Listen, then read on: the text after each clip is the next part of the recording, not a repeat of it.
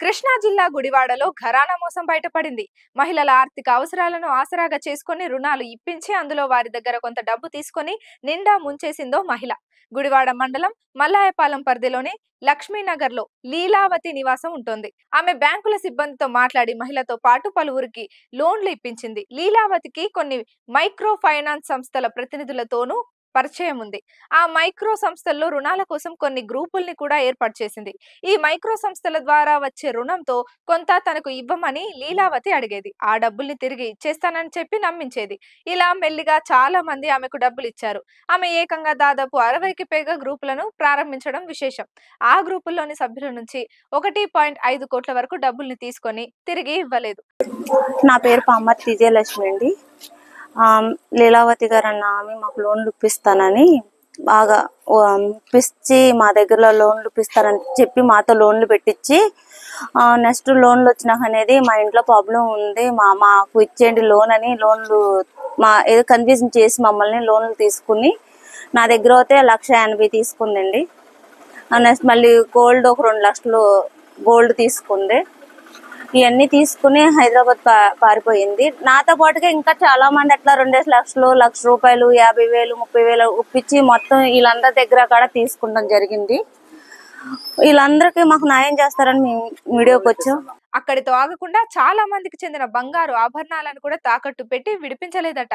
అయితే ఆమె డబ్బుల గురించి అడిగితే తానే బ్యాంకులకు చెల్లిస్తానని నమ్మబలికేది. కానీ ఆ రుణాలను మాత్రం చెల్లించలేదు. అంతేకాదు ఆమె ప్రారంభించిన గ్రూపుల్లోని సభ్యుల దగ్గర బంగారు ఆభరణాలు తీసుకుని రుణాలు ఇప్పిస్తానని తమతో చెప్పిందని, తమకు తెలియకుండా వాటిని బ్యాంకులో తాకట్టు పెట్టిందని ఆరోపిస్తున్నారు. ఇలా వచ్చిన డబ్బుల్ని ఆమె తీసుకుంటున్నట్లు చెప్తున్నారు. రుణాలు వచ్చిన విషయం కూడా తమకు చెప్పలేదంటున్నారు. గుడివాడ నుంచి వెళ్లిపోయిన లీలావతి హైదరాబాద్ లోని మియాపూర్ లో ఉందని కొంతమంది బాధితులకు తెలిసింది. వెంటనే వారంతా అక్కడికి వెళ్లారు. ఆమె ఇంటి దగ్గర ఆందోళన చేశారు. అయినా లాభం లేకుండా పోయిందని వారంతా ఆవేదన వ్యక్తం చేస్తున్నారు. గ్రూపుల కింద లీడర్ గా ఉండి మమ్మల్ని మాకు వద్దనే వాళ్ళు కాదు, మేము కడతాను చెందుతానని తీసుకున్నామి అట్లా మోసం చేసిందండి మమ్మల్ని. ఇప్పుడు ప్రస్తుతానికి పర్సనల్ కాడ కూడా చాలా మంది ఇచ్చిన వాళ్ళు ఉన్నారు. అసలు మాకు తెలియదు సార్, డబ్బులు కడతాం కూడా మాకు తెలీదు. మా అకౌంట్ లో పడతాం, ఆమెకి ఇచ్చేస్తాం. కనీసం ఏ సారు కూడా మమ్మల్ని వచ్చి అడిగిన వాళ్ళు కూడా లేరు. మొత్తం ఆమె చూసుకునేది, ఆమె కట్టుకునేది, ఆమె చెందేది. మరి ఆమె ఇప్పుడు వెళ్ళిపోయింది కాబట్టి సార్లందరూ మా మీదకి వచ్చి మీరు కట్టాల్సిందే, సందాల్సిందే, మీ ప్రూఫ్లు మీరే ఇచ్చారు కదా కట్టాలంటున్నారు.